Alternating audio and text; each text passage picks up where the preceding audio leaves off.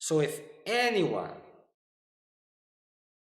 has the opportunity of really touching, seeing their attachments, this is difficult uh, because it depends on what you are self-convinced. But if you come close, this will be the experience. Crying like a baby, feeling completely helplessness, in terror-like striking mind. It will be like this, but what is beyond it?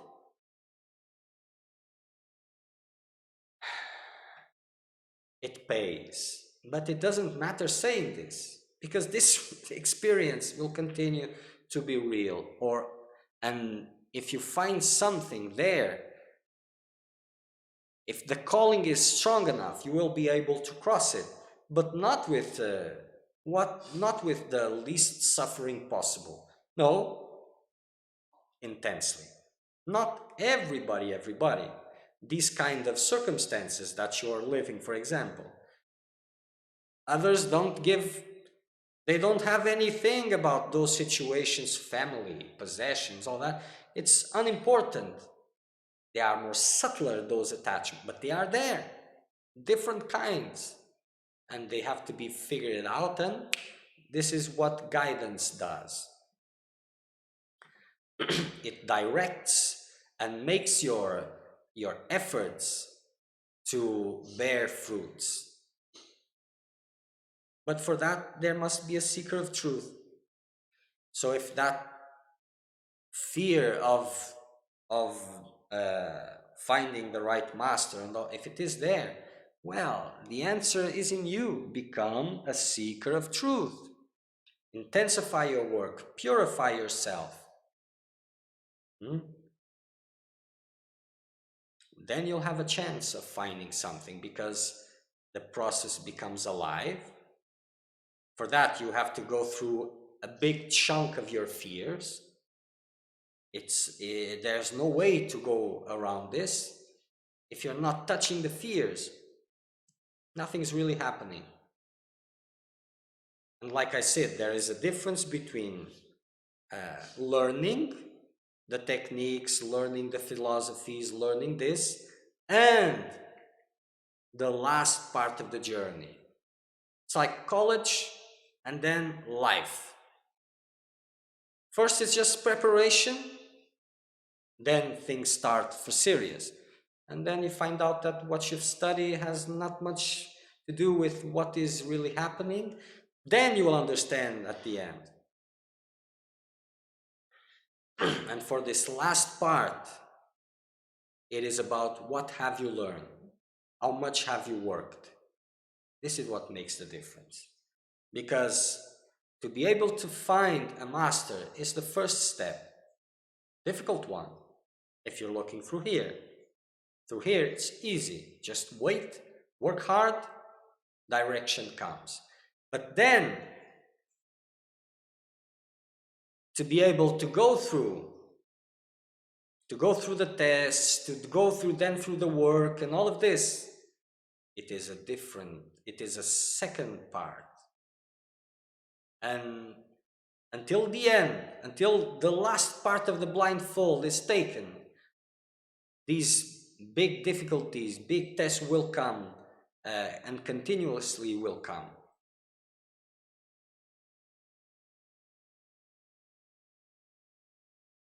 Yes, it is like make a well, but I have big rock very solid to go through. Yes. And it is solid because of the importance you are giving to it. So solid, precious is a better word. Precious. And it is like this. So this clarification, it seems to be important for those who are asking and checking. So what was the story of that individual? How did he awaken, or is he awakened, or who is the master? I don't answer these questions because I'm not here to entertain. If your process is alive, you will feel it where you have to feel it. Then this will question, but is it really real? Is he really true? Is he honest? Is he this? Is he that? This will question. It is normal. But with me, it starts in that moment. Either you choose to trust this or you choose to trust this. Your choice. And then, if you trust this and come closer, well, then other things will be there because everything has started. Here, I'm teaching a little bit, explaining and giving you an opportunity for you to find your path, awaken the life of the process, and then follow its guide. And that can take you anywhere or nowhere, depending on you, on what the need is. And that is for the life of the process, for the magic of the process. Spiritual quest is not a mental quest. It has a life, it has a presence, it is tangible. You know it is there. It's possible for you as it is coming. And then it will take you to guidance, whatever that means, whoever it is, whatever it is. But without this living process, you will be just stumbling here, stumbling there, evaluating from your mental perspective, and you can be on top of the gold pot and you will just see dirt. And you'll be in front of a pot of dirt and you'll just see gold. It is like this. These eyes, this mind is deceptive. That is its purpose, to keep you distracted. And for those who are moving around, reflect about this because it is important. And everybody wants it. Everybody is sincere to a certain degree. So there must be something else apart from that. And usually when people come here and start talking about the other places that are not sincere, they are not serious and all of this, and they ask permission to stay, to receive guidance. Some I don't even, but those who have some potential. But usually I say, let's see if you're going to fit. And from my experience, not many fit. It is more easy for the ones who don't have all of this luggage, this nowadays spiritual luggage, than for those who don't have much of it. Because all this knowledge that you are gathering, that you have been gathering, from that perspective, it is the spiritual knowledge that is more suitable to protect your reality, your delusion. So as you want to deepen, this knowledge will protect you. It will not let you deepen, you see? And this is why meditation has become the arch enemy these days. You see, because you can put a lot of things together, philosophies, but meditation together, just if it is a little bit of meditation and without any ideas of intensifying. Because if you try to build this knowledge and intensify meditation, it will start in some way hitting that knowledge and breaking those constructions. And those constructions are there exactly to improve your delusion, maintain it. So it is using wisdom to continue to be blind.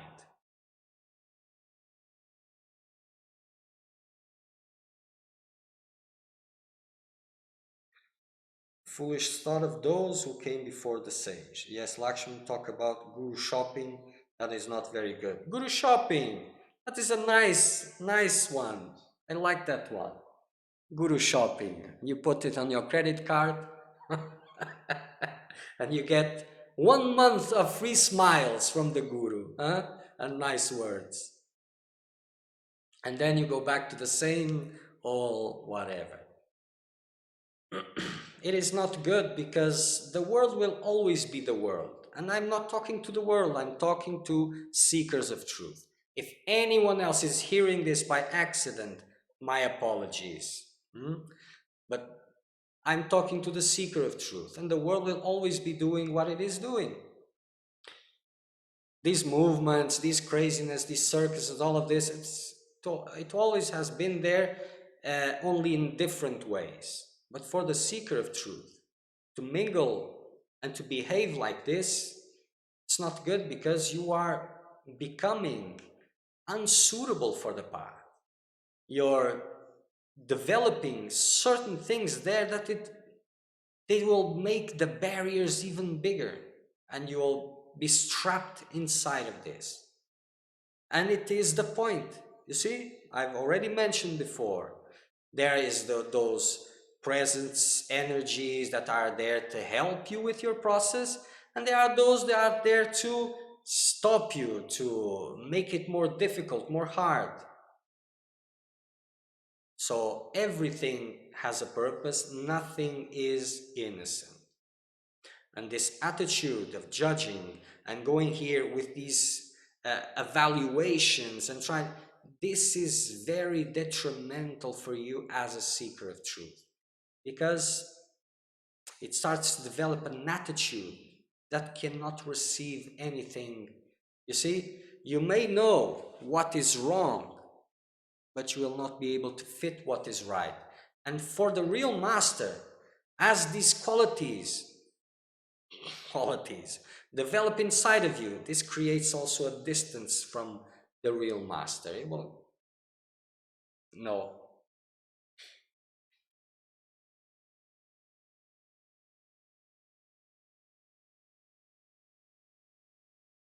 The flower of the mind became not presentable when I got involved too much, but that habit is hard to break. Yes, it is very hard to, all habits are hard to break. The best one. Let me make myself the best uh, seeker of truth. And by the best, it means the most humble one. That is the qualification. The most humble one, the selfless one, the, the one who can work relentlessly, that is willing to sacrifice anything. And not for spiritual greed, but that takes time. That takes time. But at least work on these things, intensify your practices, because make yourself worthy.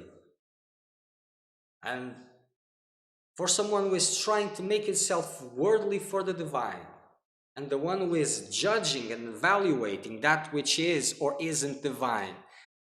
So if you're seeing that which is not correct, just move aside, step aside. Don't mingle, don't judge, don't go to these things.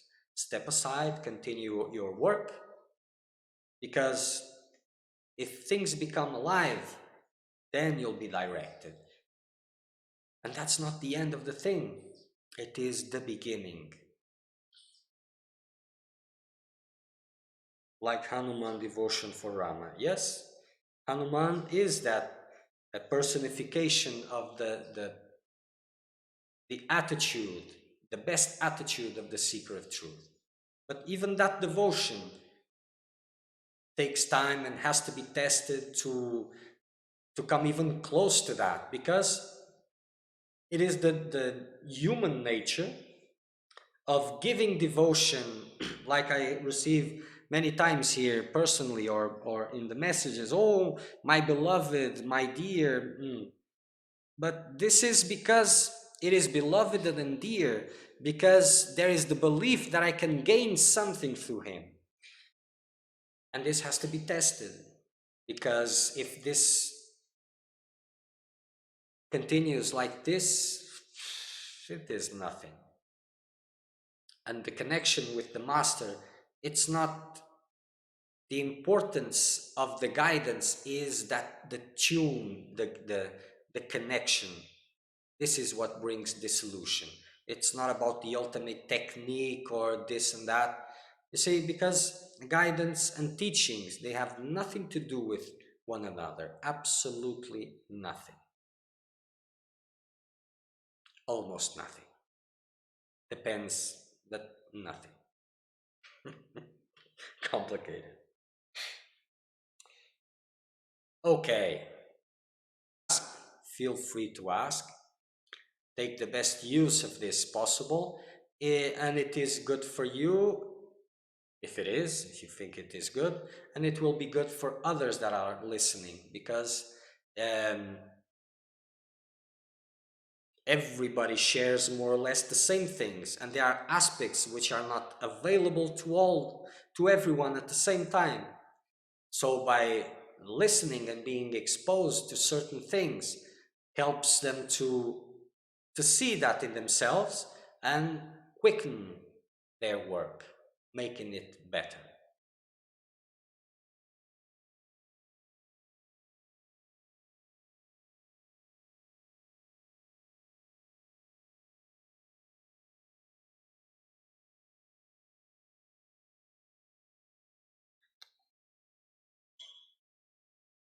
Guru shopping, nice one.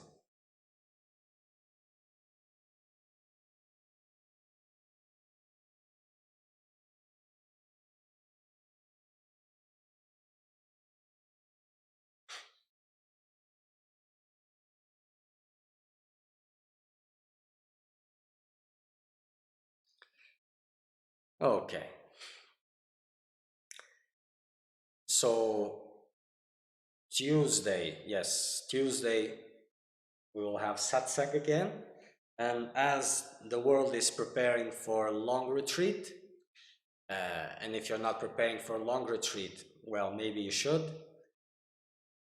If there is a need for increasing these live satsangs, we can increase it daily, no problem. If there is questions, there is the need for that. Um, we can even start making some longer periods of silence. So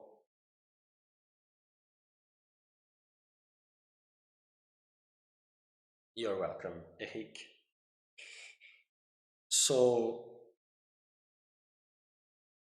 Tuesday we'll be back again, same time, and then probably Thursday again, like we're used to be doing. Okay, till Tuesday, intensify, reflect, work, and make it real.